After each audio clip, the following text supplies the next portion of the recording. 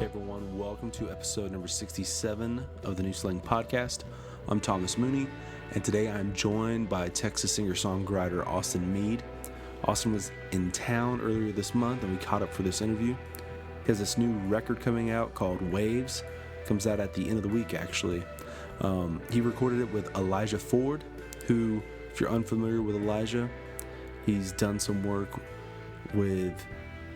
Well, you'd probably mostly know him from his work with Red Shahan, but he's also has some solo work and worked with other artists as well. Austin, he's put out a few projects in the past, a full-length record and a EP, and like all songwriters and bands, it's been a process to find his sound. It's kind of like putting all these little puzzle pieces together, but it's also kind of like figuring out how big some of the puzzle pieces should actually be. This is really just like a long way of saying that on this record, Waves, Austin really is starting to find that perfect mix. It's just a really, really good place for Austin as far as a record goes. And with Elijah at the helm of producing this record, they really create this sonic adventure for Waves. You have a whole lot of shimmering guitar tones, and they're really crunchy at times. It's really hard rocking on a lot of places, but Austin still, like, he has that singer-songwriter mentality. He's expanded more, I think, on his songwriting. You see a whole lot more rambling, like storyteller kind of things going on. It's a really excellent record. We obviously go into a lot of detail about the making of the record here, so I won't just continue talking about the record. One note, we did record this at Blue Light, and there's this little faint alarm that starts going off at some point during the interview. It's really, really faint, but it was going off in the office, and somebody had opened that door and then never closed it. And so you may hear that. Hope it doesn't really bother you, but yeah, let's just go ahead and get into this interview with Austin.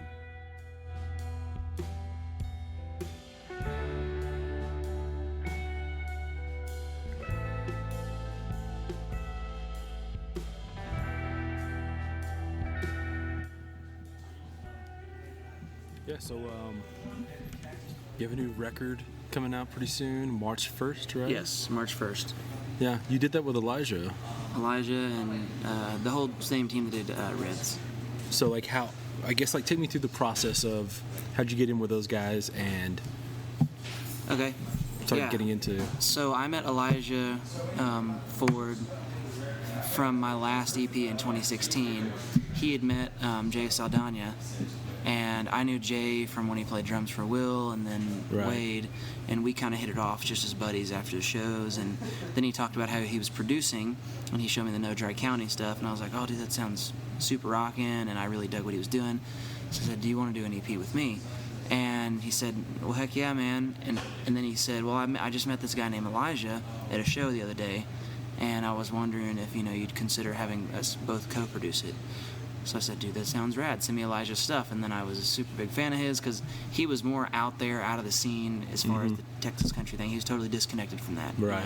Super rock and Americana, and his stuff just sounded different. Like, had a little hint of Arctic Monkeys in it, and that's like one of my favorite bands. So we did the EP with both those guys, and then I just kept in touch with Elijah just as friends, and I got ready to do the next record, and I really, really dug Red Shahan stuff, like his first, kind of solo record after the Six Market thing. Yeah. And I wanted to do my new record with those guys because I wanted it to sound like that. I wanted it to sound real and old school, like just intimate kind of thing. And that, I feel like with his records, it sounds like you're standing right beside the ride cymbal. It's not really like processed, and it doesn't sound like it went through a bunch of computer stuff. But anyways, so talked to Elijah, and he said, I'm working with these guys in Fort Worth, and Grant Jackson Wilburn is the guy that engineered and mixed and mastered all that.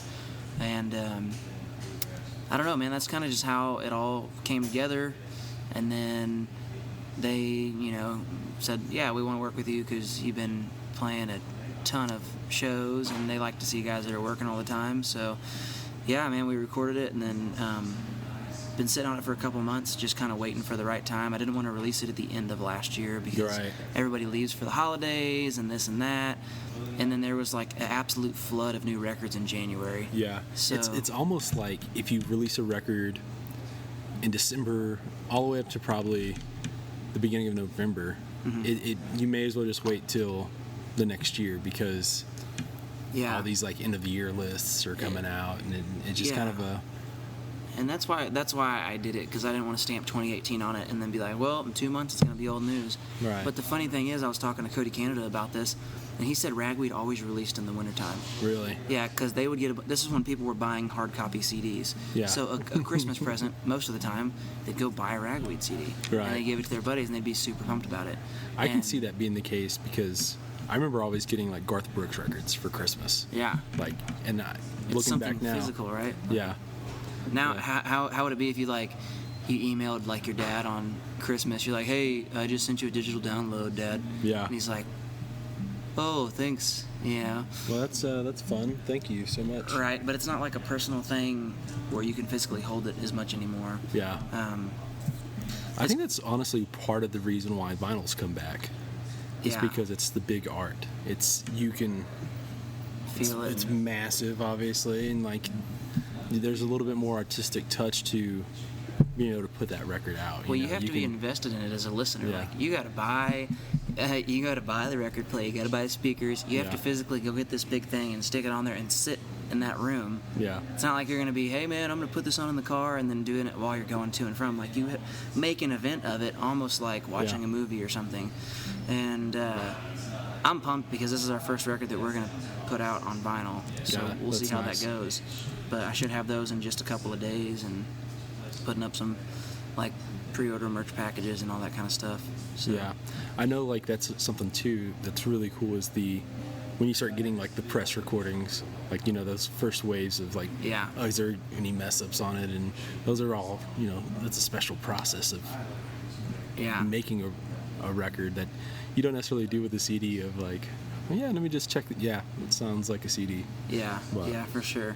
And I got a couple test presses, and I went to a couple different buddies' houses just to listen to it, and so I kind of tested out on a whole bunch of different systems just to see what it was like. I A-B'd it with a bunch of petty stuff just to see how it sounded different. But the record is not quite as, like on the vinyl, I noticed that it's not quite as loud. Yeah. It's a minuscule difference, but it sounds way deeper than a lot of the older records. There's a lot of depth to it with the bass and the drums and everything and the keys. So I don't know. I'm totally new into the vinyl world as a listener and a consumer, but as far as the making music thing, I'm still coming out of my green stages. But I put out my first record in 2014, and I put out like an EP and a full record then, and then the next thing I released was 2016, Heartbreak Coming, and so it's been about 2.5 years since I've been able to put something out there. Yeah. So. The thing, you mentioned obviously Elijah, working with him, and the Red Records, and Grant, and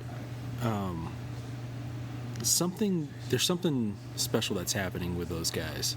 I know that like Paw and Ryan Tharp, it's kind of sort of in the same camp, but like they had done like Grady Spencer's record. Yeah. And I feel like there's such a, like, this is going to sound strange, but I think that some of those records you can kind of like hear a color with. Yeah, like that's what attracted me to Reds. Yeah, with Red, I think like you can hear like a desert kind of yellow to it, to me. And then with like when Grady put out his record, I thought it was like kind of like a forest green kind of feel. Well, it's all about how they market it too, and it's really cool how you can use that marketing, whether it be social media or physical merch and copies. Like you can use people's like own senses, like their sight and their hearing, and they can see and like feel the product as a whole. So I hope when people look at us, they kind of feel like that old school integrity, and that's what drew me to working with those guys, is that, like I said, I felt like I was there was something different about that than a lot of the other things. And Grady's one of my favorite people in the world, dude. He's so funny and such a good dude. We actually just played with him last weekend at Magnolia Motor Lounge. He sold that sucker out. It was like 400 something people in there. It was nuts. Yeah. But yeah. Obviously, he's super into the Instagram story. I know, he cracks me up, dude. He's so good at that. Yeah, he cracks me up. I tell everybody he's my favorite dad in the world. He's like the world's best dad. Yeah. But I don't know. I'm excited for him too. He's been working on some new stuff, and I've been able to hear about some of those stories, and I think he's got a really great thing going as well. His band is so killer. Yeah. So good. Like, and you just show up and people are like, oh, cool, Grady Spencer, and then his band slays it, bro. Right. Dude, I've heard some of the new stuff, and there's a couple songs that I've been like, dude, if this isn't like on a Budweiser commercial next year or something like, I don't know, because like I don't know, he just has it's kind of crazy seeing how much he's changed over the years, because he lived here in Lubbock for a long time, and he's got probably, I think he had like 3 other records before like Grady Spencer and the Work. Yeah. And so for listeners, if you're unfamiliar, go find those records. And he cut them out here, but he's always had that little, where it's not necessarily blues, but it's kind of like bluesy pop kind of. Yeah. Just that groove to it. Well, it's got that grit from his voice too. Yeah. And he never plays with a pick. It cracks me up. He's always playing with his thumb. Like, I've never seen him hold a pick, and so that kind of makes his guitar tone sound a certain way too. And but he's done it. He's a good example of somebody who, to me at least, as an outsider looking in, like, he's branded himself as his own honest way, and that's why you see those colors whenever you hear his records, right? Yeah. And it all kind of matches up with him. But so that's like getting involved with guys like that. And when I first met Red, he was really, when you first meet Red, he's kind of like a closed off guy. Right. He's kind of mysterious, right? He really is. And then you meet guys like that and get to have, more of a couple drinks with them here and there, and they start to open up. And Grady was the complete opposite. It was super funny. Like, as soon as you meet Grady, he's just like the most vibrant, out there dude, like just making everybody laugh, so ridiculous. But I don't know, being able to meet guys like that are just honest with themselves no matter who they are is rubbed off on me a lot. That's back to one of my oldest friends, and as far as the music thing goes, like, the Canadas were the first people that really gave me a chance to do anything. And Shannon and Cody are both like that. They're both just like the most honest people. If something doesn't work, then they're just like, hey, here you go.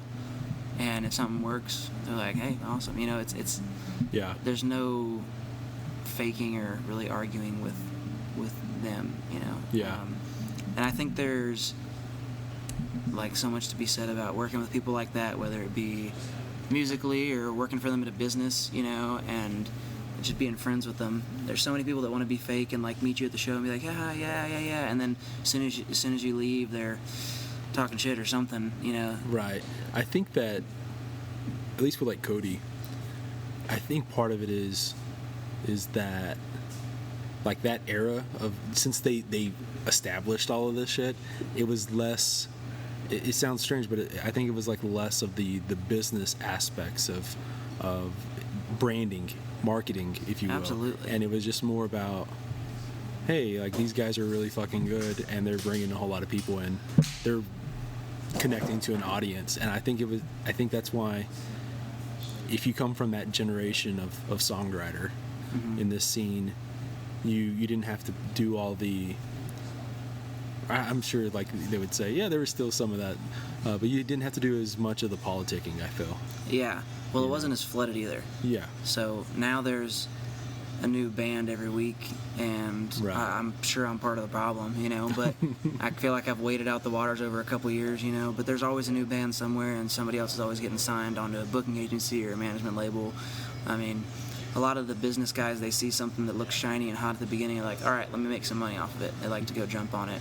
Right. And I've had a lot of conversations with Stoney. We've been lucky enough to play shows with him. They like us because we're more on the rock side, and they like to have rock bands and like funk bands, kind of open up for them rather than your standard country stuff. And I've had conversation with him about business where he's like, man, I just thought about it and hoped it would happen, and then it happened. I'm like, wait, so you didn't plan any of this out, or you didn't, he's like, no, I just envisioned it in my mind. And he's really like, he's a really self-reflective guy in that sense. Yeah. And he's like, dude, you just got to think about it and just make it happen. And to me, that's such a foreign idea because, I went to school for business, for agricultural economics, and this is my business now, like doing this and touring and trying to create. And I was talking to somebody about this the other day, like the more that I've gotten into the business side and like the branding thing, I feel like I've become a lot less creative as far as a writer. And so I have to separate myself from that. It's so easy to stare at my phone and just like put it out there, and I don't want to waste all my good lines on Twitter. Like, hey, this is cool, let me tweet it, because that's so easy to get that self-gratification. Like, oh, I wonder if somebody's gonna like this line. Let me tweet it out and see if I get 50 likes or some kind of retweets. It's so strange with, especially because like everyone in this business right here, it's almost all self-ran, right? You're the owner-operator, if you will, and so you have to have some business sense. But it's easy to, like, I've talked with like Will Clark Green about this, about how, when you put a record out, how in some ways you have to like turn off you find yourself turning off the artistic side and just dealing with how are you putting this record out, and then you're trying to like figure out how to get back into the writing side, and it's easy to have writer's block, if you will. Absolutely. And I don't know, it just... I've felt that way for a couple months now. We just started working on some new stuff that I'm super pumped about, but I've been so worried, or not worried, but like so ready to get this record out, and it's finally becoming a small weight off my shoulders. But dude, I'm still like, I have a buddy, Jimmy Heritage, that's been like one of my best friends and super help along the way, but like we create the ads and all the images and everything to go out, and it's so much bigger than just creating songs. And I know the song has to be good, don't get me wrong. If the song sucks, it's not going to go anywhere no matter how good your marketing is. But some people just go, it just takes one good song. But it's like, dude, there are millions of good songs that are being created every single, couple months, right? And like the radio guys get flooded. Like they can walk into their desk and get 50 or 100 new CDs every week, like people trying to pitch them stuff. And so it is about the music totally, and that's why I do it. But like Will was saying, if you don't have somebody to do that for you, to turn off that artistic and turn on the business for a minute, then I don't know, you have to think about it differently. And with the Canadas, that's why Shannon is so good at what she does, because she's like business all the time. I've learned so much from her. She's fierce, man. Like, nicest lady in the world, and people are scared of her. I'm like, well, how are you scared of her? Like, she's so sweet and so kind to me, and she's able to be that business side for Cody. Right. And he'll agree with me on this one. He's like the luckiest dude in the world, with that. But a lot of people don't have that. You have to do that all in one person. Yeah. Until you get to the level of a manager picking you up, or some kind of agent that can really take you on to the next level. But it's so DIY where you've got to eventually get up there and make more money. But until like these agents see you drawing crowds of a couple hundred people here and there, they don't care. Like, they might like your music as a fan, but it's a business, man. Right. Like, why are they going to pick you up if all you're going to book is $500 shows, and then they're going to make $50 off that when they could book somebody that's making 10 times that? Yeah. So I'm kind of like just now figuring that whole side of it out, and I don't take it personally anymore. At the beginning I was like, man, we don't have an agent. We've worked with some great managers, and now I'm doing everything myself. But it's so easy to get jaded by. Yeah, it is, and I still find myself sometimes having to tell myself, dude, shut the fuck up. Yeah. Like, you have an amazing opportunity, and if I look back even at the last 2 years, dude, 2.5 years ago we hadn't even played Green Hall yet.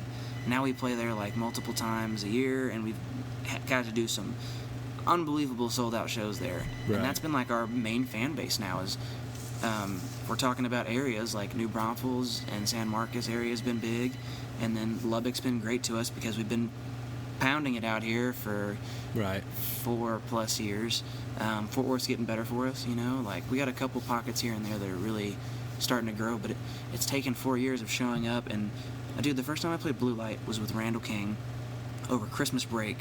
He headlined on a Thursday night, and I came and opened for him acoustic, and I didn't get paid $0. Yeah. I mean, dude, I'm pretty sure there was like 11 people here. Like, there was definitely less than 20 people here that paid for the show. Yeah. And like, Randall had been doing it longer than me. He's been doing it probably 4 years longer than I have. And so, talking to him over the years, like, I just realized, dude, it's not personal. Like, it takes a long time to plant that seed, and Yeah. not everybody's like an instant success. And people talk about like Co being an instant success. Well, the truth is, dude, I saw Co's band play before I even played music. He was playing in Stephenville at Bostock's whenever I wasn't even playing yet. Like, I mean, I played drums and guitar a little bit, but I didn't even have my first EP out yet. Yeah. And I walked in and heard the band. I was like, hey, these guys are rock and roll, man. This is cool. I was like, who is this? And it was Co, right? And then a couple years later, we're playing up here, and he opened a show for us up here. Yeah. Right before he sent me that record that they put out, like while we were on the way up here, and we listened to some of it, and it wasn't out fully yet. And then, so he opened up for us here, and then, dude, 3 months later, he's like headlining these massive things and just kicking ass, dude. Right. But even with him, dude, It's an iceberg, basically. dude, he's right? been exactly. That's a great way. That's to put what people don't understand is like there's no overnight success in any of this stuff, and that's to me probably what I would say more than anything else is you have to. It's a time thing. Yeah. You have to. Obviously, you're investing in your craft. You're investing in these markets. You're investing in all these aspects of the business. But it's also like you can't be discouraged by that one show that sucked your first week. You know what I mean? And like, dude, I've had so many of those things, man. People, it does take out, and that's to me it's a good thing that people have bad shows because it shows the line between if you really want to do this or not, right? Yeah, man. And it cuts out a whole lot of the It's fucking people easy to quit. who want to be famous versus who want to make music. Exactly, dude. It is. It's easy to quit. I think the only way to get around that whole growing pain is if you've randomly got some amazing connection, or a big agency picks you Right. up, like Sony or something, Yeah. and then all of a sudden you're on all these commercials and ads. He just wrote that, like you said, the whole. You can't just like write the one song, but if you just somehow stumbled into that one song, yeah, and then in your then you first- knew the one person that pitched it to the one right person Yeah. that pitched it to the two other right people. Like, Yeah. it would have to be such a crazy thing, dude. One of our guys in the band, he saw Maren Morris back whenever she was playing like Shotzi's in College Station. Yeah. And there was only like 30 people at the bar entirely, and everybody was hanging out outside. She was literally playing to the bartender inside. And my buddy walked in to buy a drink and was like, hey, she's pretty good, man. And he like went up there and bought a little CD from her whenever she had, I think it was an EP or something. And that was like whenever I was in high school or junior high or something like that. And now you've seen what she's done. Amazing, right? Yeah. But dude, how many of those like empty bar shots these nights do you have to have? But I mean, when I started playing, I was playing in my first gig ever was at a place in College Station called Poets Billiards. It was like a place that I did open mic at, and then all of a sudden they gave me the chance to do like a Thursday night. It was like acoustic for 3 or 4 hours, and you got paid like $50, and I was right? like, fuck yeah, Mom, check it out, I'm doing it. And dude, I did those for a couple months and played like Los Cucos Mexican Grill, like Tuesday nights. They'd be like, dude, I'm gonna pay you $300 to come play acoustic. I'm like, hell yeah, dude. You Yeah. kidding me? Like, I could pay rent if I get two of these in a month. Like, what were your go-to? Because obviously you had to fill up with a bunch of covers in that. Yeah. Those like 3-hour gigs. What was like some of your go-to? Well, at the time, like, I didn't know Cody yet, so I played a lot of Ragweed stuff. And then I played a couple Fulbright tunes. He's always been one of my favorites. I played some Ryan Adams stuff and a couple Petty tunes. And then, I had a lot of original stuff at the beginning that I don't play anymore because Right. clearly it sucked. But, like, I had a lot of original stuff that I was trying to do. And so if it was a 4-hour gig, man, I'd put together, like, 2 to 3 hours of between bullshitting with the crowd and talking, and then by the end of that gig, dude, nobody wants to sit there and listen to the same guy for 4 hours unless it's like Sean McConnell. And so, and I'm nowhere near that, so like I would just repeat songs at the end, like my favorite ones to play, or if my voice is going out, I'm like, what's the easiest to sing, bro? I'm going to that one, for a while. Or sometimes if nobody's there, I'm like, dude, I got like 45 minutes left. There's like 3 people here. Fuck it. I'm like, just gonna nicely put down my guitar and go hang out with the bartender and like have a drink and just kind of BS and make sure they feel good and have a good time and then slip out with my check. That's how it was for like a lot of things at the beginning, and I'm glad I'm past that. But you hit these like spots business-wise where some people get kind of offended because the venues that you used to play for X amount of dollars with the full band where you'd bring PA and all this shit, like, you don't want to do that anymore. And so you eventually end up telling them no, and then somebody's butthurt about how, well, you won't play here, but you'll play there in town for whatever. And right.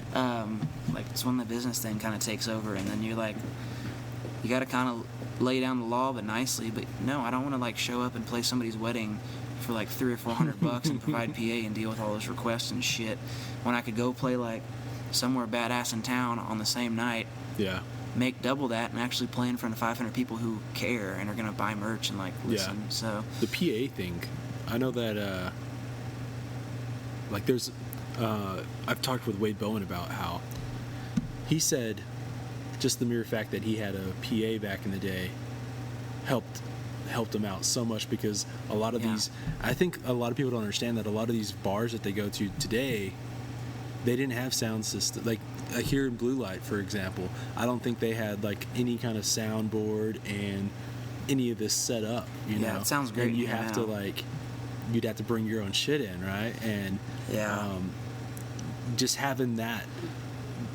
he was able to get so many more gigs out of it, and I guess there's always that point in your career where you're like, man, I don't want to have to like just have I'm selling a ton of shit right now. If anybody wants to buy some stuff, like, dude, I just sold off actually like last week.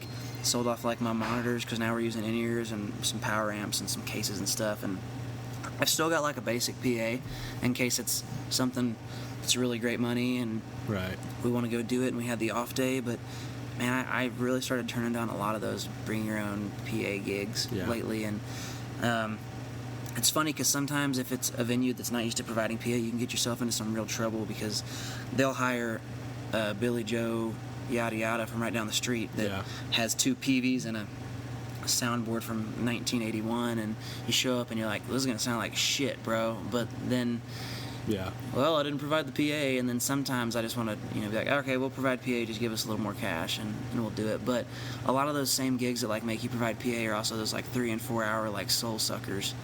And sometimes those are fun. Like if you really are enjoying like your band and everything, and you didn't have anything else better to do that night, hell yeah, I'd rather play.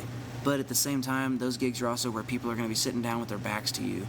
Generally, they're more worried about showing up and getting laid or getting drunk or drinking their sorrows away than they are actually like being a part of the music. And every time I play somewhere, I mean, like, dude, we live in New Braunfels. We left at 5 a.m. yesterday so we could get to Amarillo to play Hoots. We did some TV stuff and some radio stuff there.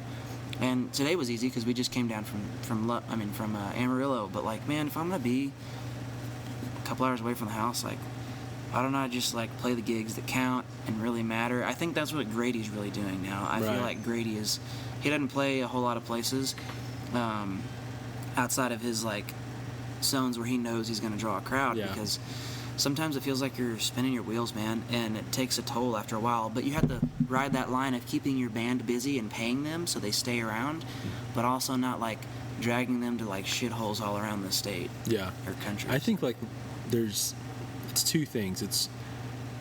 I know Grady and his camp are really into looking at the Spotify numbers. Where are people streaming my music, right? And going and trying to play those markets.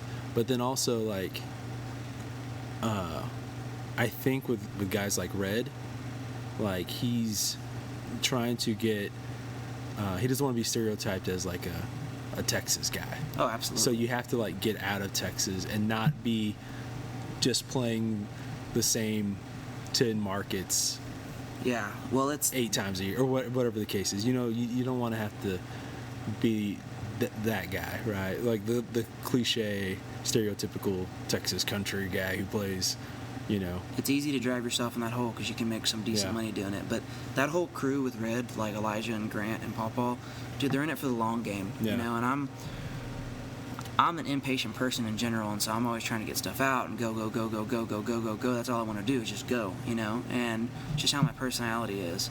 And I'm starting to kind of chill out a little bit as far as that goes, but they're in it for the long game. So when I first started working with them, you know, they're like, we're going to record this record and then it'll be out at this date. And they told me that, you know, Red had his record done for about a year. Yeah. And I was like, what the fuck? A year? And at the beginning, I couldn't comprehend, like, my little mind couldn't comprehend that time period. Like, oh my God, dude, I've been doing this. At the time I recorded the record, I've been doing this for like 3.5 years or so. I'm like, it's going to be a year? Like, I'm going to be totally different and, you know, grown out of those songs. And,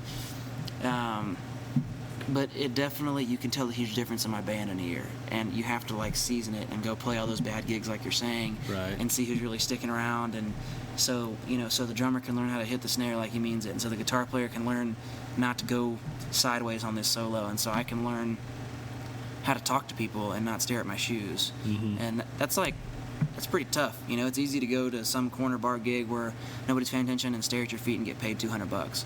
But you can keep doing that for the rest of your life, or you can try to, like, really connect with people. And that's, I think over the last year I've learned how to do that a lot more than I did in the past. And I still have, you know, leaps and bounds to go with that. But there's been a big improvement, I think, in my entire camp of, like, making connections and, like, talking to people. And, like, you want to be friends with people, not just, like, this wall between fan and artiste. Yeah. So that's what makes, like, the Texas scene so amazing, is that there is such a thin layer between fan and artist, where everyone in the bar thinks that they can get a photo that night. Yeah. If they want to get an Instagram photo. Which is rad. Yeah. And then some people, like, they do take advantage of that. And some people you got to be like, oh, bro, I got to get out of here. I'm sorry. Yeah. But the majority of people, usually the people that talk to you like a regular human being, you don't have to worry about. It's the people that think you're some kind of superhero. Don't get me wrong, it's cool to have that little ego boost. Yeah. Like, would you mind if we took a picture? I'm like, fuck no, I don't mind. Like, come on, let's do it. Especially if you're, like, there supporting us buying merch and you paid for a ticket to get in.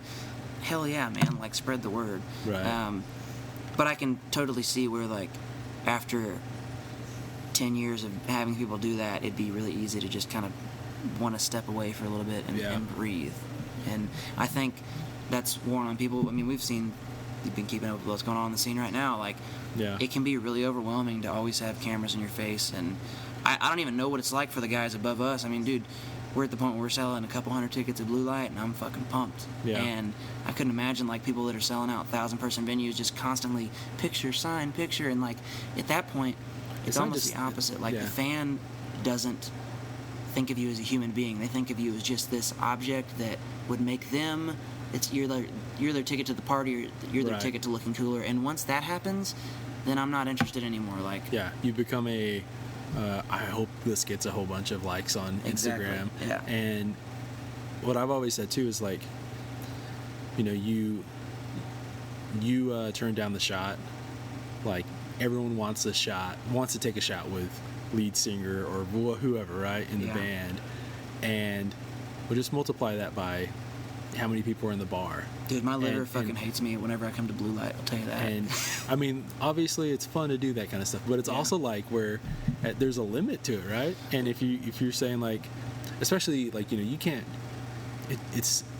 there's a bunch of guys or just people in general who, hey, let's take a shot, and you've not even played yet, you know? Yeah. And you gotta, like, well, I can't right now. And then, like, you're the dick for turning it down.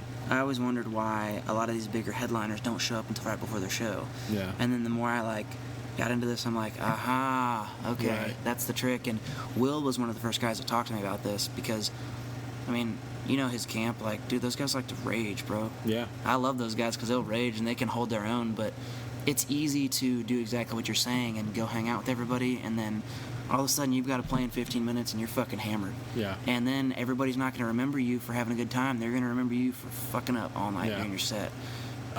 What I've said too, and I've heard people say your job is to play 90 minutes. Yeah. And it's like, no. Like, that's not the case at all. Your job is not a 90-minute job. Like, if we're being perfectly honest, probably like the 90 minutes on stage or whatever is like, you're doing that for free. You're getting paid to load in. You're getting paid for all that stuff, right? Sit in the van and smell each other. But it's also like, what I've said is like, no, let's just use Will as an example. Will isn't getting paid for 90 minutes. Like, that's not his job description, is not that 90 minutes. Yeah. He's got to be Will 24/7. If he's at the grocery store, he's still William Clark Green. Yeah. You know what I mean?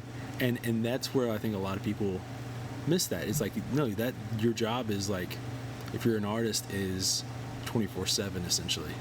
Yeah. And you don't want, like, a lot of people go up and they want to be whatever. They want to buy you a beer, buy you a shot, take the photo, and it's in a lot of ways just for the water cooler talk at work on Monday. Yeah. Hey, did you see this photo? I just got this photo with so-and-so. And, I mean, imagine, okay, so we're talking about being an artist, so imagine doing that, but then also having to be your own manager, your own booking agent, your own tour manager. Right. Like, where are we sleeping tonight? Who's on the guest list? Did we put up a post about this? Has the venue been promoting? Did we send posters? Did anybody order online merch this week? Shit, are we out of new koozies? Like, that's what I do. Yeah. So I'm just like, a lot of times it's a whirlwind of bullshit in my brain. Yeah. And so it's easy to be overwhelmed, and luckily I've had a couple of folks that have really been helping along the way, but we're still looking for some of those pieces to put together. I mean, the booking agent thing is something that I've been surprised we've been able to overcome for these last couple of years, because there's people that still haven't been able to play the Blue Light or Green Hall that have been trying to for 5 or 6 years, and we just kind of lucked into some of these things. And I think that by being a little bit different, that people look in your direction a little more. Yeah. And by being, decent at the branding thing and continuing to create and continuing to, like, pound away, I guarantee there's multiple venues that have let us play because they were tired of me just always popping up around. And, like, eventually they just go, okay, we got this open night, please go. And then they go, oh, well, they're pretty good, So, it's like, that whole business side coupled with the artistic thing, and then when do you find time to write, dude? And then when somebody's drunk at the bar and says something that you think is a really good one-liner, you're like, dude, I gotta remember that. I gotta put this down on my phone or whatever. And then you gotta take yourself back to that place as a artist and writer and creator. Like, oh, dude, are we, like, am I able to, like, turn this into a song idea or what? And I don't know, man. There's a lot of things, and then you're not even talking about your personal life. Do you have any relationships and family and friendships? I got a dog that comes with us every weekend, I got to make sure he eats and goes to the bathroom and sneaks into the hotel with me at night. And I don't know, dude, life just gets, like, crazy overwhelming a lot of times. And I mean, you're doing the same thing. You're talking to all these people, all the new chapters in your life recently, right? Yeah. I mean, your head's probably spinning too. Well, that's it, to me, like, I've gotten to the point of, like, I think for starters, in all of this stuff, there has to be some ounce of talent, right? Yeah. And then it's like the hard work, and then it's just the waiting out, like, and, like, being more persistent than anyone else, and then luck. You have to have some kind of luck, and obviously, I think, like, being nice goes a long way too. Yeah. You have to be so super talented to be an asshole, basically, right? Yeah. Like, for that to be the leeway. But I think, like, I'm like waiting out people, because I've seen a lot of people start music vlogs and try and do writing stuff, and they stop because it's not as it was easier to quit. Yeah. It was easier to quit. Yeah, man. you're able to, like, go, shit, man, this is hard, Yeah, dude. And I think back to the part about being an asshole, it's so hard to get to the point where people actually look at you and what you're doing, and then it takes a fucking split second for them to think that you're a complete asshole, and that they tell all their friends. I mean, dude, I've had people say things like for people that we open for that I look up to, that I think are the nicest people ever, well, so-and-so couldn't take a picture with me, they're a fucking asshole. I'm like, dude, you might have asked him while he was like thinking about all these things that I just went over in my brain. Plus, he's about to go on stage in like 2 minutes, and there's no set list on stage, or his guitar string broke, or something like. But even like the little thing, hey, can we take a selfie? And he's like, let's do it in a bit. And they're like, fuck this guy.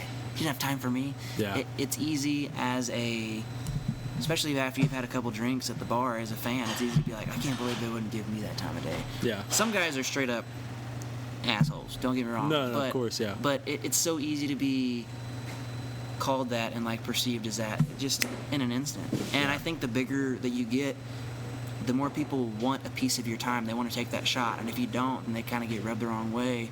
So you're like, you got to ride that line between being mysterious and exclusive and still like connecting with people. And I'm still trying to figure it out, man. I mean, I like to hang out and drink apple burns and have a great time. I mean I'm running sound tonight for Charlie's set because Casey's the sound guy and he's playing drums for him. I just sound check the drums for him, and I love doing stuff like that. But at the same time, you like spread yourself so far. So I got a set list in front of me that's not even done yet. Yeah. And a book of songs that I'm still trying to figure out what we're using and whatnot. But I'm about to be 26, and I think like the to-do list that I thought I was going to be accomplishing just keeps getting longer because new things come along, and I'm just trying to figure out what do you shed and not worry about. Like say, hey, the time is past for me to worry about this. Stop worrying about this friendship or this little thing that you're going to do to the house, whatever it is, and just like really focus on what you're doing, because it's easy to tread water and try to make everybody happy, and I'm terrible about that. I'm like, fuck, somebody's gonna be upset with me, or I'm gonna, and then all of a sudden I'm like 2 weeks later, didn't matter. Right. But I wasted like 3 or 4 of my days trying to figure that out and just fretting about it and worrying about it, or Yeah. Taking back to the studio, did you guys? Was this like a I don't know, like a week-long thing, or was it like? Did you guys? Yeah, I'm assuming it wasn't like multiple trips over the course of a year or something. No. So what happened was we rented out Yellow Dog Studios down in Wimberley for like 5 days or 6 days. Mm-hmm. It was funny, actually. No Dry County was coming in the day that we left, like to do theirs, but we rented it out, Yellow Dog Studios, Wimberley. It was beautiful, man. Like I could literally walk from the studio down to the river in between takes, chill out, and just look at the scenery and be secluded for a little bit.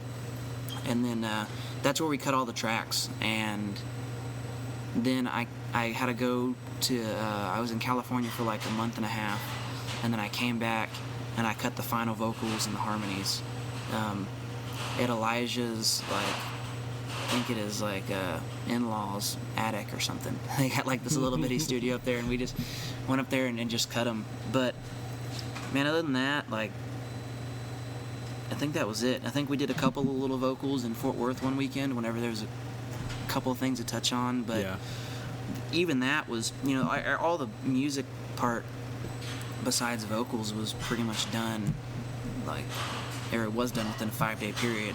And then I had a couple months where I was gone, and then my voice changed a little bit. I feel like my voice got a little bit stronger, and now listening back to that from when I recorded it to now, I'm like, damn, I feel like my voice has progressed and got stronger. I got more control. It sounds a little bit more mature. So now I'm like, fuck, I want to recut it before we put it out, but you can't go back and do it. So yeah, we did the 5-day thing, knocked out a bunch of tracks. Dude, we knocked out like 14 basic tracks in like the first 2 days, which is crazy. Right. And then we got to bring in the keys guy and Cody Angel on steel. Keys was Johnny from Uncle Lucius. Right. Yeah. And yeah, dude, I don't know. It was fun for me. And what was the thing that you were like, not necessarily most excited about, but like the thing that that you did that was, oh shit, I've never seen this done before, and we just put this on a song. Like, was there anything like that? Dude, there's a lot of moments like that on this record. There is a shit ton, and that's why I like working with Elijah, is because you can usually push it a little further with him. Mm-hmm. And he'll kind of push me in another direction, and he's like me. He's just like upfront and honest. He was just texting me earlier today about a news TV thing that we did yesterday, and he was like, hey, don't turn your chorus pedal on until the bridge for that song. I'm like, all right, I'll try it out. Like, but we're not like, hey man, like the the beat around the bush. You guys sounded really good. You're a good guy, but you shouldn't turn your chorus pedal on until. I hate that shit. Like, just be honest, and that's how I am with my band. Like, dude, here we go. So, something was wrong. Let's do it. But back to these moments on the record, dude. Okay, the title track "Waves" wasn't even a song until 2 days before. I came in with this like beginning little guitar run and the chorus, and that was it. And then I was like, hey, I got this idea, and I think this could be cool. All of a sudden, it turned into like this 6-minute title track on the record. There's a song on there that I'm really proud of called "Coming Down," and it's fucking trippy, bro. It's just really. I started the idea of the song. It was finished by Shane Baker, my old guitar player that is now with American Aquarium. Yeah, but he played on the record too, didn't he? Yeah, he played on the record. He's been like my favorite co-writer and like confidant musically for a long time. My new guitar player David Willey is badass, and now like it's funny how I feel like God just kind of dropped him in my lap whenever Shane went to go his new direction. We kind of wanted to go more rock and roll, and we picked up a guitar player that is, he was from a metal background, so he's got like heavy tone and kind of goes that direction. But Coming Down has some really cool moments just because it's really trippy, and there's some instrumental parts on the record that I feel like really set it apart, that we weren't scared to see where it would take us and see where it would go. And it's kind of, there's a couple of little like, felt like wormholes. We're like, hey, how weird can we make this guitar sound? Yeah. Okay, let's keep going. Okay, let's keep going. Okay, bring it back a little bit too far.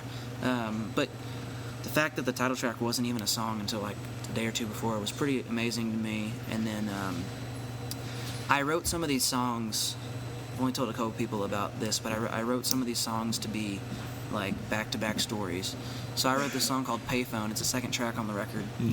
It's a rocker. It's about, like I've always had some obsession with drug cartels and people that launder money and these big businessmen that are living on the edge all the time. Like, they're running a business, dude, but they're like doing anything they can to keep their family safe at the same time. So I wrote this song Payphone on there about a guy who is smuggling some blow around, and he's married with kids, but then his little side chick escapade, she's going to tell on him, so he ends up killing her and burying her under this oak tree. Okay, so the last verse of the song Payphone, he doesn't want to raise his kids behind bars, so kills his girl, buries her in an oak tree, he burns down his house, runs and flees, right? The very next song on the record is one that was brought to me by Shane, called Savannah. And Savannah is a song about going and finding this girl that you've been wanting to find for a long time, and you're like, oh my God, I've been looking for you for so long. You eventually find her, but she's already happy with somebody else in somebody else's arms. And so I wrote Payphone to be about killing Savannah, because she was putting you in a bad position, everything was going to go downhill from her. And the very next song on the record is like about the same people, but totally different storyline. And it's dark, but he goes back to find Savannah, and she's happy with somebody else, so he ends up hanging himself on the same oak tree that he had just buried her under in the song before. Right. So, I don't know, man. I like to write shit like that. Who knows if anybody hears the record and they think about that, but like, I want to put out a music video that's a two-parter that shows, oh shit, that's where the dots are connected. Yeah. There's a couple of ones like that. There's a song called Lift Me Up on the record. The very next song is called Coming Down, so it's like these little bitty bookend kind of. Yeah, and they're both sad songs. Lift Me Up's not a happy song. It's about people toying with your time and wasting your time, and then Coming Down is just like feeling like shit after all that, whether it be coming home from a show and you're worn out, man, or being worn out from somebody's friendship or relationship. Or Right. I wrote Coming Down when I was driving home at like 4 a.m. Just like, oh my God, I should pull over, but I got shit to do at home. And just one of those moments where you're like, fuck, dude, why did I put myself in this situation? Right. So a couple things like that on the record that I was really proud that, at least in my mind, they came together.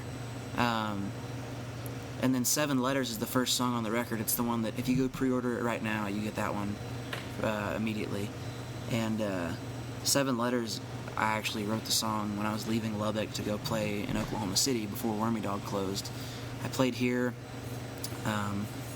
and was going to OKC, showed up to Wormy Dog, and the bartender there, he was pissed that they had just found out that night that it was going to be one of their last nights open. Like, management didn't tell them or anything. They're just like, hey, man, this is your last week to work, and then you're out of a job. Long story short, this bartender took out a bunch of money from the cash register, called up his drug guy, bought a bunch of blow, and then, like, literally, I'm playing an acoustic show, dude, and he's just railing it off the bar top while he's serving drinks. Like, it wasn't even, like, really well hidden. It was, like, right behind the cash register, and I'm just thinking, dude, get me out of here. I don't want to be involved with this kind of, like, legal shit. I'm in another state. Come on, man. I'm, like, by myself, an acoustic thing. I didn't have anybody to, like, help me out if anything weird went down, so I'm just, like, trying to finish my set and then get paid in cash and get the fuck out of there. And so I wrote this song, 7 Letters. It's written to sound like it's about a girl. There's actually a line in there, Queen of the Lubbock bar scene. Yeah, so I wanted people to think that it was either about Lubbock, or about a girl, 7 letters in her name, but it's actually cocaine, C-O-C-I-N-E. And but I didn't want to, like, write that and then send it out on radio, and radio guys are like, what do you mean? This is about I can't play this on my station. So it's written to sound like it's about a girl, but it's definitely about that crazy motherfucker at Wormy Dog, So I know these are all, like, stories that I feel like I'm just proud of being able to put together some of these stories, and then to go back to that spot mentally where I was when I wrote that. I feel like we were able to create that feeling and those colors through the guitar tones and everything. So I don't know, man. There's a lot of stuff on there that I wouldn't have been able to push towards if I didn't have guys like Shane and Elijah. Yeah. And, dude, Yellow Dog has, like, a badass selection of amps, so you can crank it to fucking 12 and let her rip, bro. Yeah. There's nothing cooler than just sticking your head next to it. Elijah, I think, like, one of the ways I've described his playing on Red's record is his tone has a little bit of a shimmer to it. It's like a shimmering kind of metallic kind of feel. Yeah. It's he has a really good way of mimicking, I think, the mood of the song with his playing. He's not going to be the guy that's going to go play 50 notes in 4 bars. Right. He's going to give you, like, 6 notes that really mean a lot, and he's going to stick them in your face, just Right. And that's why I really looked up to him, because I always want people to play solos that are singable. Just like my melodies and my lyrics, I want people to be like, oh yeah, I got that song stuck in my head. I think it should be the same with guitar parts. It should be like Mike Campbell-esque. And he was the king of that. Like, he's not playing anything out there that's unbelievably hard. Yeah. I mean, I teach down at School of Rock, and I could teach a lot of these kids a lot of Mike Campbell solos. Right. If we sat down and just worked it out for a little bit. But the fact that you're able to use your mind to create those things that are so, like, just sticky, and they just make you come back to it. Right. That's something that Elijah's able to do. He actually played bass on this record, and that was one of the best decisions that I think was made. It was a last minute thing.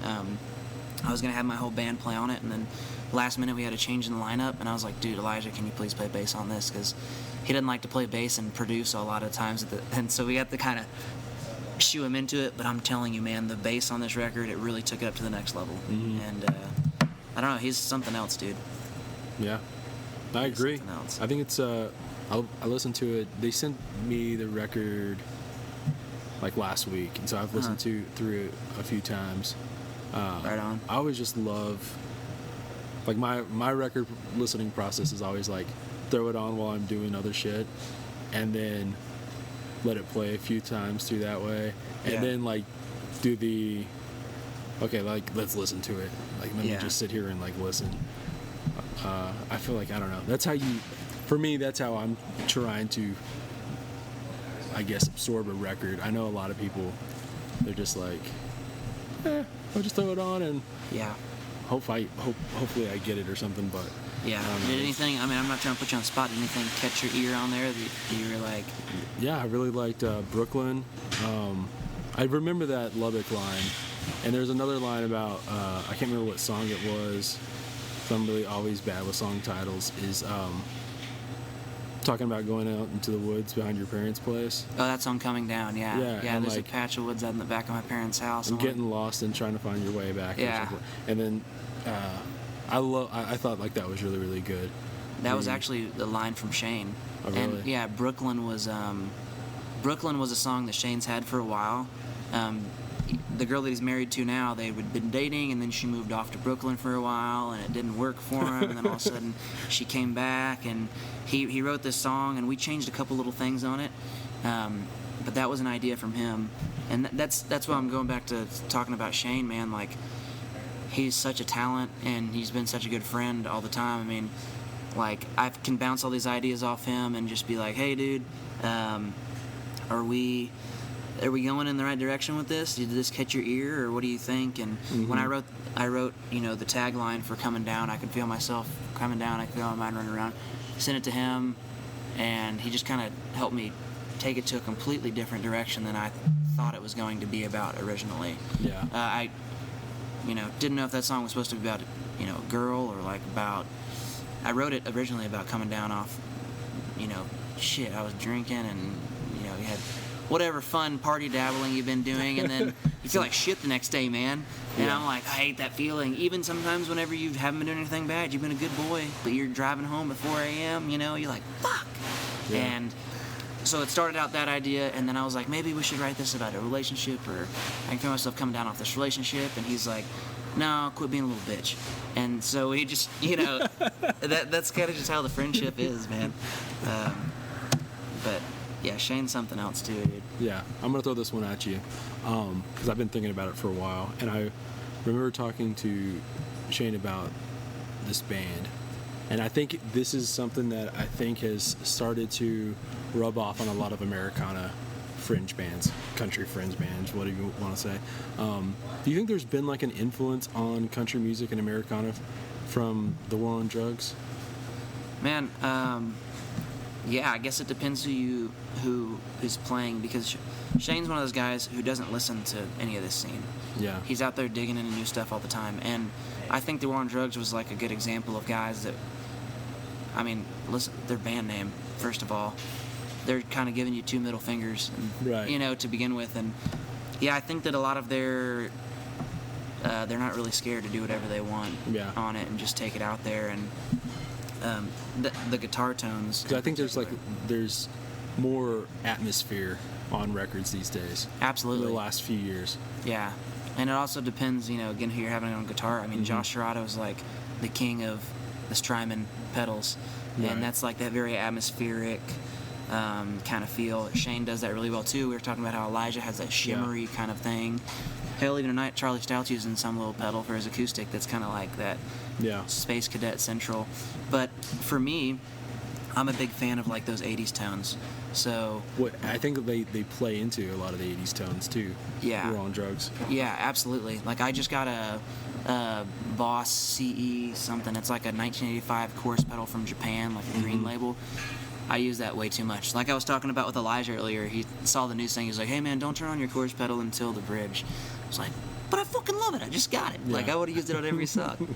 So, but there's a lot of bands like that, I think, that kind of been pushing the limits, and I don't think that they were necessarily pushing their limits to begin with, because they weren't in this form or shape or anything. I think that in our like family or genre, whatever you want to call it, that more people are just like getting tired of being the cookie cutter. Yeah. It's easy to go make money and be the cookie cutter, but then they forget about your name like in 2 years. They're like, so and so had a great record. It sounded just like, there's so many people trying to be Randy Rogers and Cody Johnson right now. Yeah. There's no other Randy Rogers. There's no other Cody Johnson. Right. So don't try to be him. Like, you can't. I think even like a band like, did you listen to the last Lucero record? I didn't, no. There's more atmospheric tones. There's more of a psychedelic taste to that record than I would have expected walking in. You know what I mean? And I think that like there's some of that stuff on Red stuff. You can hear it on You. Interestingly, I think like there's on American Aquarium's Wolves record has a whole lot of it, and I think it's because I remember talking with BJ about this. I know they recorded part of that record at whatever the studio is in Asheville, North Carolina, where War on Drugs had recorded some of that first record at. That's cool. And I think that like one of the guys who worked on that record had engineered part of that stuff that they had done. He put that little seasoning on that thing. Yeah, Drop that salt. I think that like there's a little like it's starting to bleed over, and I think it's such a great aspect of music. Yeah. You know, the No Dry County record has a whole lot of atmosphere. Oh yeah. So I dig it. I think that it's good to hear the space, and yeah. you know, I mean, to be a musician, you really should respect silence, because that's your canvas that you're painting on. You don't have to be banging out chords on a Right. on the old 6 string, you know, like you can let that thing breathe a little bit, boy. But there's technology plays a big part in that too. There's so much technology that makes it so much more easily accessible for anybody to get these cool guitar tones. I mean, talk to Grady. He just got rid of his amp and he bought this like little modeling amp. So it's not actually a speaker. It's like a pedal board with this little head, and he plays with that. And he first hooked it up like last week at Magnolia, and I was like, oh, going all digital age now. Because dude, I just have a Blues Junior that's like kind of decked out, and I cranked that sucker. Yeah. He's like, man, I had to buy it because there was like so many options of different sounding amps within this, and he said it's made a huge difference on him, like not having to lug around some 50-pound mammoth and not be worried about being too loud in some of the smaller venues. Right. It's okay. So I was just thinking about it now. It's either I've misdiagnosed this as being a War on Drugs thing, or it's in part also because of Sturgill.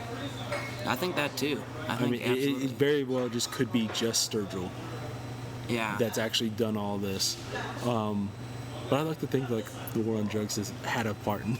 Well, there's a lot of that like indie rock and alt rock and alt Americana that ties in with guys like Ryan Adams too. Yeah. And so that's all kind of like a family that's, you know, if you got this family out here, we're kind of a little semicircle, kind of working that way together. But I don't think you have to like bring the whole scene with you. You can straddle between the two. I mean, I love Raylan Baxter. He's one of my favorites, and I feel like he's kind of right there. Some people call him alt country, but I'm like, dude, he's like indie rock. Right. You know, he's like an indie rock songwriter. So much of like being called alt rock or alt country or Americana is like based off of where you grew up. Because I feel like no matter who you are, almost in if you were born in Texas, they're going to call you country just because your accent. I know, it's a little bullshit too, because people will be like, some people will post online sometimes, will be like, I just saw the most awesome Texas country show. It was like so-and-so and so-and-so. And, I mean, we just had somebody... Have you seen Stoney's live show lately? No, I've not seen it in a long time. Dude, it's like... It's rock. Yeah. It's like rock and funk and groove and all this guitar solo and very atmospheric. So whenever we play together, it's like... It's pretty much indie-ish, alt, you know? I mean, so you still got one-chord song and things like that. But even that, dude, he's got like a phaser pedal on his guitar, all this stuff, and somebody will post like, I love Texas country, and I just saw Stone Lou and Austin Meade, and that's the best Texas country I heard, and I'm like flattered, but at the same time I'm like, it wasn't really Texas. I mean, what do we call it here? And obviously he's from Oklahoma. Yeah, dude, yeah. We had a guy at Green Hall, like it was the last weekend of the year, we played Green Hall with him, and we got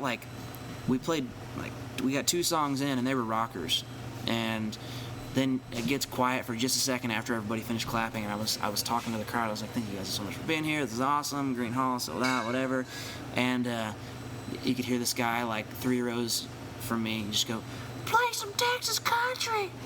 and I like, we started this song that was like wasn't country at all, and then you hear him go, well, fuck yeah. I'm like, all right, man, whatever you think, like, that's cool. If that's what it fits your ear, and that's how you want to describe it, potato. Yeah. But I don't think the fans care really what it's labeled. I think that it's kind of a snooty musician thing that we've fallen into. I definitely think like it is a thing where we worry way more about it than the actual casual fan does, or just like the fan in general. They're like, I like the music. Cool. And I know a lot of. I've always been pretty. Like, this is not Texas country. This is just something else. Have you guys ever heard of like other terms? But the journalist part of me goes, well, how else do you want us to describe this music in a 3-word? How else am I supposed to do it? I can describe it in 3 paragraphs, but like sometimes you only have space for that 3-word genre label. You know, Yeah, and some people don't want to read 3 paragraphs. You're like, what's this band about? You're like, alt rock country, and they're like, oh, give me more than that. What does that mean? Yeah. Or sometimes they'll be like, oh, you guys play rock and roll? Well, you guys know any Slayer? I'm like, well, yeah, I know Slayer, but I'm not gonna like whip that out in the middle of my set. Yeah. I should, but you know, or we've had guys that'll be like, you know, that will be sound check and they'll be like, what do y'all play? And we'll be like, kind of alt country or whatever. Or we can say Americana, and then all of a sudden they'll be like, you guys, you want to play a George Strait tune? I'm like, I love George Strait, but that's not like my status. Randall can pull that off like nobody's business, but not I. You know? For sure. I'm more up the petty route of things. Yeah, so. I hear you. That's the thing. It's like, you can't, in my opinion, you see a lot of people who go, like, oh, what are your influences? And they list like 50 people. And you're like, I think like that's no way. Like, I think like you have like a way smaller list, but it's okay to like other shit. Like, that's not going to be necessarily a quote unquote influence, if you will. Yeah, well, the word influence in general is kind of tough for me personally to describe because, okay, if like take Petty for example, I listen to his stuff all the time, but it's like I don't go into every single song. I don't go into any songs thinking like, hey, let me make this sound just like this Tom Petty song because I don't want to be like a ripoff, you know. But it's like I've also taken from the heavier rock side of guitar tones, and I'm not like out there trying to make everything sound like a fucking Maiden song. Or like I love John Mayer, but it's not like I'm gonna make this song sound just like Heart of Life, right? Or you know, or whatever. This one's got to sound just like Gravity, or it's not gonna work for us because it's already been done. So it's hard to. Then one of those other lines you got to straddle. Who do you like? Who are your influences, like tone wise, and songwriting wise, and sound wise, and then how do you, as a musician, I don't want to like put myself up against those guys because. Dude, I would love to say like John Fulbright is one of my biggest influences, but I can't write a song like him. Mm-hmm. Could you imagine trying to like sit down and pen a song and be like, what would Fulbright write? And then you just feel like a dumbass at the end of the whole thing. Like, yes, I finally have it. And then you're like, oh, he would never write something this mundane or... Right. I don't think he thinks about it like that either. I think he just is being himself and doing it. And back to the genre thing, it's easy as a musician to feel like, oh, it matters what I'm titled as and labeled as so much, but really it's like people coming to the door and paying whatever $10 to see our show. I don't care what they call it, you know, as long as they're having a good time and they feel some kind of connection with it. Like, we've done our job, and I'm just gonna keep doing that. No, I mean there's only one Austin Meade. There's only one Tom Petty. I guess I said that, and then like now I just think of like I'm sure I can go on Facebook and like 18 of y'all will pop up. Oh, dude, there are some other Austin Meades for sure. Like, and it's so funny whenever people. I had a guy that he had like the domain or something for our website, but it was like some junior high kid that had all these weird ass selfies and like posted up doing duck faces and shit. And I'm like, I pray to God that when someone hears my record and searches my name, it does not go. This doucher doesn't pop up first because I know. Somebody has searched like Austin Meade, musician, and then like it's that kid sitting behind a piano singing a Good Charlotte song or something. Right. You know.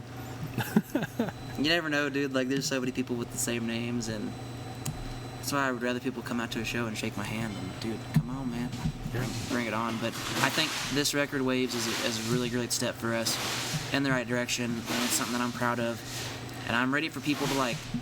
I really want to show up and like have people know the songs that we've been playing for a while. Like with my last release, Heartbreak Coming, I had Born with a Broken Heart, Courage to Talk, Written in Stone, Feet on the Floor, and Meant for More. And I can show up now and places will be like, play Born with a Broken Heart. And people will say, play Courage to Talk. That's fucking badass. Right. So like show up to a town, especially if it's somewhere where we don't know, we've never been there before, and like show up in Kansas, and even if 10 people in the crowd are singing along, like, holy shit, somebody has heard this through Spotify or their friend or something. Like, how is this possible? It's not. It's easier to access now than it was 30 years ago, but it's still a really cool feeling to show up and have someone be connected to your music enough to like they want to hear that song. Yeah, absolutely. I mean, hell, even 5 years ago, Yeah. 10 years ago. Yeah. It's kind of crazy, but Yeah.